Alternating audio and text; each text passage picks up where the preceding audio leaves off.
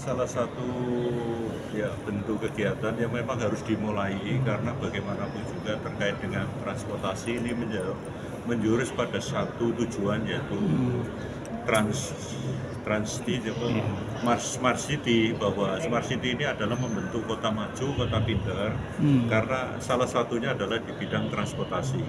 Nah, harapan kami pemerintah provinsi sudah mengawali harus berkolaborasi dengan pemerintah kota Surabaya, karena program sebagus apapun ketika tidak ada pemahaman dari pemerintah kota Surabaya, ya hasilnya tidak mungkin akan maksimal, karena kota Jawa Timur ini ya kota Surabaya, makanya harus ada kolaborasi kerjasama yang baik, tanggalkan rasa ekosektoral masing-masing, karena bagaimanapun juga tujuannya adalah untuk masyarakat Jawa Timur secara keseluruhan. Iya, Pak. Kalau tadi sempat disinggung tentang harus salah satu melepaskan ego sektoralnya itu, Pak. Ya, Ini apa kendala-kendala itu yang selama ini memang kendalanya di situ. Jadi pemerintah kota Surabaya itu seakan-akan menjadi penentu dan tidak mau berkolaborasi karena merasa bahwa Surabaya itu untuk Surabaya. Tapi kan tidak bisa mempertahankan ekosektoral semacam itu. Karena masyarakat Surabaya ini tentunya juga masyarakat Jawa Timur. Nah, masyarakat Jawa Timur tentunya kan masyarakat Indonesia, rakyat Indonesia. Jadi di sini harus ya semua kepentingan lokal harus ditanggalkan, harus melihat kepentingan secara nasional maupun regional. Ada lagi Ibu? Ya. Kota ya Pak, karena memang tujuan kalau provinsi kan kewenangannya adalah yang lintas ya. Kita mencoba bagaimana mengembangkan transportasi secara terintegrasi di Jawa Timur, khususnya yang utamanya di wilayah perkotaan. Selama ini sudah pernah ada ini Bu? Sudah Pak. Diskusi dan sebagainya. Untuk kegiatan yang hari ini Bu juga diundang semuanya? Iya, semua diundang, 38 kabupaten kota diundang. Karena kita ingin membuat perencanaan transportasi yang berkelanjutan, yang itu akan jadi masukan untuk penyusunan rencana panjang, rencana jangka panjangnya Jawa Timur. Jadi perkotaan, ya utara, selatan semua, 38 kabupaten kota kita undang semua. Harapannya Ibu? Harapannya memang ke depan kita bisa menciptakan Provinsi Jawa Timur yang punya sistem transportasi yang aman, nyaman, layak dan berkelanjutan. Baik, terima kasih Bu. Kota ya Pak, karena memang tujuan kalau provinsi kan kewenangannya adalah yang lintas ya. Kita mencoba bagaimana mengembangkan transportasi secara terintegrasi di Jawa Timur, khususnya yang utamanya di wilayah perkotaan.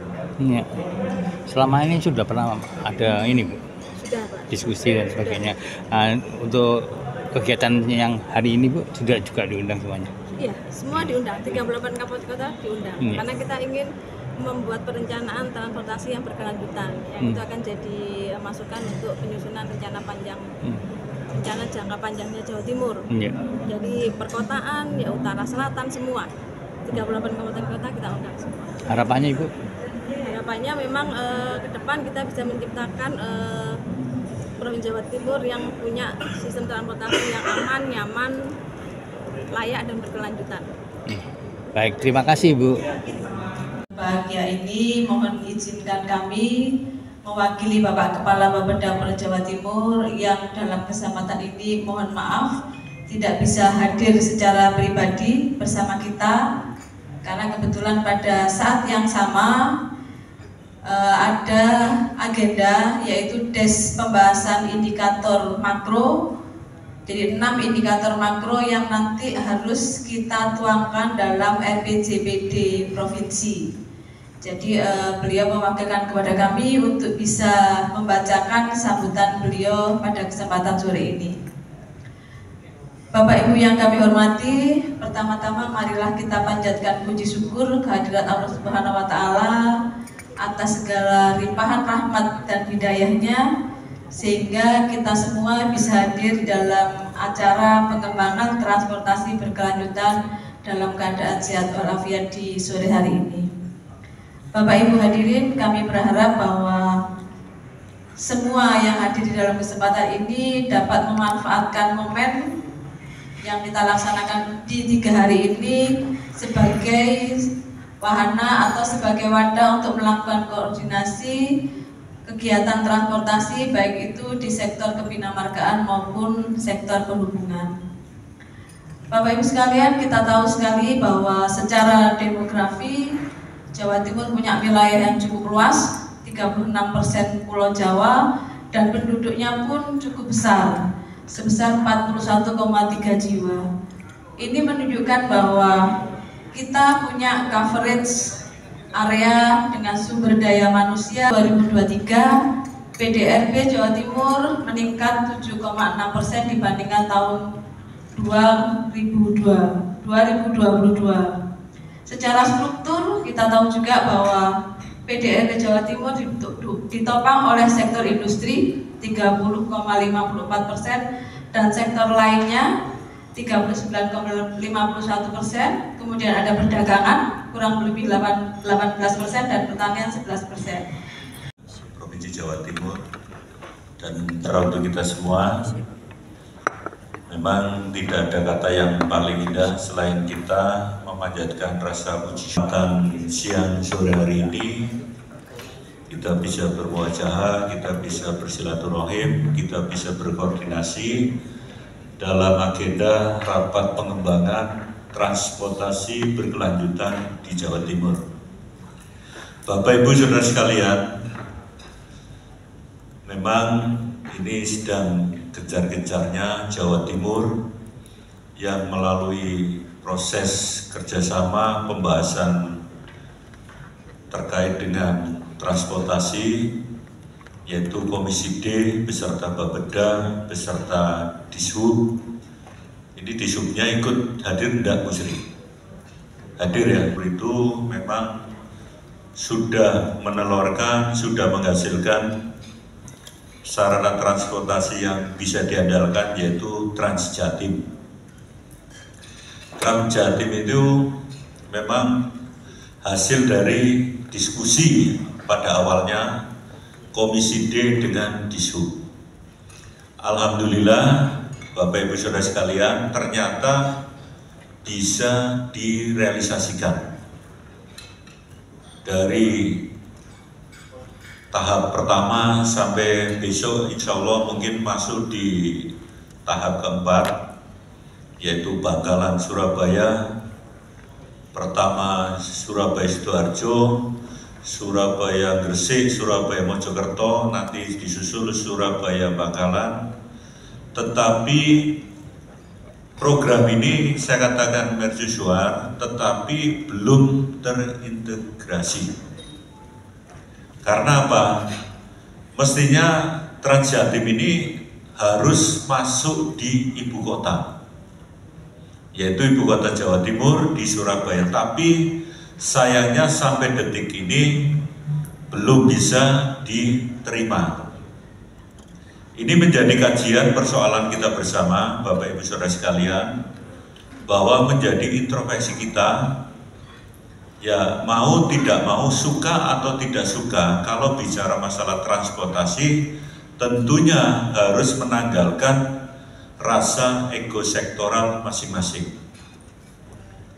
Kami kemarin sudah melakukan koordinasi, berdiskusi dengan Dishub Kota Surabaya, mentah terus sampai sekarang.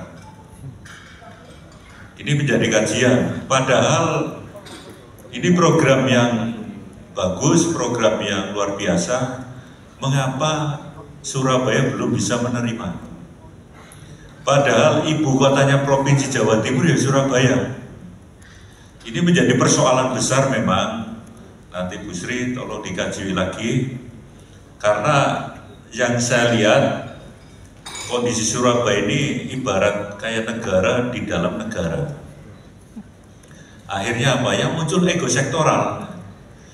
Sampai-sampai yang namanya saya lihat yang namanya terminal Joyoboyo. Terminal Joyoboyo ini mestinya sudah masuk tipe B, mestinya. Tapi sama Surabaya dipertahankan tipe C terus.